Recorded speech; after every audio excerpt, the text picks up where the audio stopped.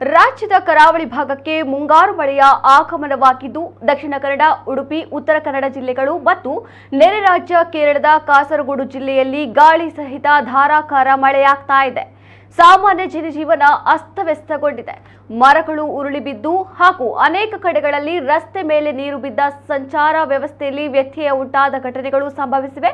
ದಕ್ಷಿಣ ಜಿಲ್ಲೆಯ ಬಂಟ್ವಾಳ, ಬೆಳ್ತಂಗಡಿ, ಕುಕ್ಕೆ ಸುಬ್ರಹ್ಮಣ್ಯ, ಧರ್ಮಸ್ಥಳ, ಪುತ್ತೂರು, ಮೂಡುಬಿದ್ರೆ ಪ್ರದೇಶದಲ್ಲಿ ಭಾರೀ ಮಳೆಯಾಗ್ತಾ ಇದೆ. ಅರಬ್ಬಿ ಸಮುದ್ರದಲ್ಲಿ ಅಲೆಗಳ ಆರ್ಭಟಕ್ಕೆ ಕೆಲವೆಡೆ ಕಡಲ್ಕೊರೆತ ಉಂಟಾಗಿದೆ. ಮೀನುಗಾರರು ಸಮುದ್ರಕ್ಕೆ ಇಳಿಯದಂತೆ ಜಿಲ್ಲಾಡಳಿತ ಎಚ್ಚರಿಕೆಯನ್ನು ನೀಡಿದೆ. ಮುಂದಿನ 2-3 ದಿನ ಅಂದ್ರೆ ಮೇ 28ರ ತನಕ ಭಾರೀ ಮಳೆಯಾಗುವ ಸಾಧ್ಯತೆ ಇದೆ.